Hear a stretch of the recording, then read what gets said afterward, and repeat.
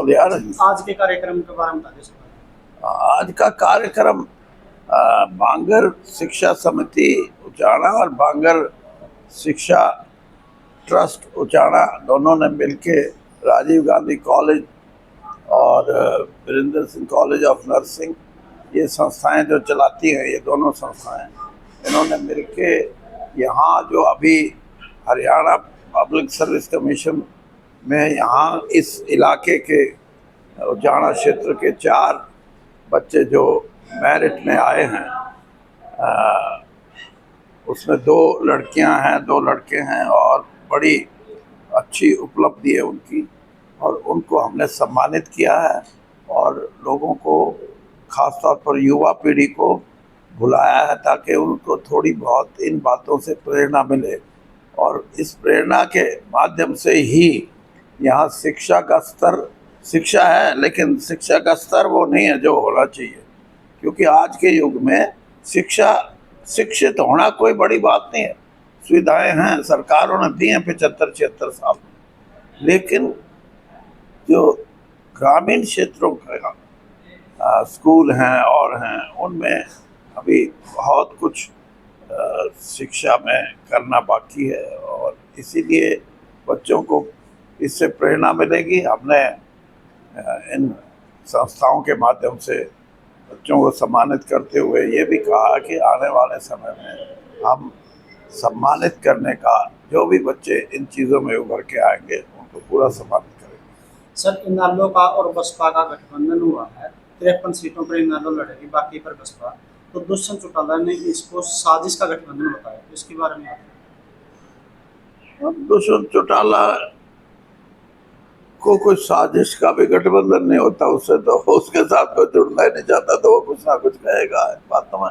लेकिन गठबंधन है, ये पहले भी रहा है, आपको भी पता है। 3 बार बीएसपी का और इनेलो का गठबंधन रहा है। लेकिन मैंने जैसे पहले भी मैं बोल चुका हूँ, जो क्षेत्रीय दल हैं इस चुनाव में उनका अस्तित्व कहीं नज़र नहीं आता, जिससे लोगों में ये चर्चा हो कि ये भी दल मुकाबले में आएंगे, ऐसा लगता नहीं मुझे। सर, सुप्रीम कोर्ट ने आदेश दिए हैं कि ईडी जो है वो सबूतों के आधार पर गिरफ्तारी करे, न कि मनमानी के आधार पर। नहीं, वो ऑर्डर नहीं है, वो टिप्पणी है सुप्रीम कोर्ट की, और ये बातें अब सामने आ रही हैं, अदालतों के सामने भी आ रही हैं, लोगों ने सामने करवा दी। जिस तरह इलेक्टोरल बॉन्ड की बात आई, अब जो चुनावी पैसा बॉन्ड के जरिए जो इन्होंने कानून बनाया और जिस तरीके से उसका इस्तेमाल हुआ, पहले उन पे ईडी का, सीबीआई का रेड करवाओ, फिर उनसे कहो कि इतने पैसे जमा कराएं और वही पैसा फिर खुद बीजेपी निकलवाए, तो इससे बड़ा नया तरीका भ्रष्टाचार का, और उसका खुलासा भी सुप्रीम कोर्ट में हुआ। ये ऐसी चीज़ें हैं जो इस देश के प्रजातंत्र के लिए मैं ये समझता हूँ कि, और इन्हीं मुद्दों पे विपक्ष ने लड़ाई लड़ी, इंडिया अलायंस ने, खासतौर पे कांग्रेस के नेतृत्व में राहुल गांधी ने, और उसके परिणाम ही है। आज हिम्मत नहीं है, आज विपक्ष इतना मजबूत है कि ये लोगों से अब ज्यादती नहीं कर सकते, लोगों की भावनाओं से खिलवाड़ नहीं कर सकते। सर, पिछले लोकसभा चुनाव में 5-5 सीटों पर कांग्रेस और बीजेपी बराबर रही, तो क्या आने वाले जो विधानसभा चुनाव है उनमें कुछ असर देखने को मिलेगा या फिर 50-50 पर फिर से मुकाबला? 50-50 तो लोकसभा में कोई बड़ी बात नहीं होती। लोकसभा में मतदाता बड़े परिप्रेक्ष्य में वोट करता है। जब असेंबली का चुनाव होगा तो आमने सामने की लड़ाई और ज़्यादा गंभीर है, और इसीलिए मैं कह रहा हूँ कि जो क्षेत्रीय दल हैं उनका एक किस्म से बिल्कुल चुनाव से अलग, या मैं ये कहूँ साइडलाइन होना, तो मुख्य तौर पे भारतीय जनता पार्टी और कांग्रेस के बीच में है ये सारा चुनाव। और जैसे लोगों का मन है, मैं आज भी ये बात कहता हूँ कि 70% लोग या मतदाता आज भारतीय जनता पार्टी की सरकार के, हरियाणा की भारतीय जनता पार्टी के नेतृत्व के खिलाफ हैं, और खिलाफ भी उन्होंने कर दिया।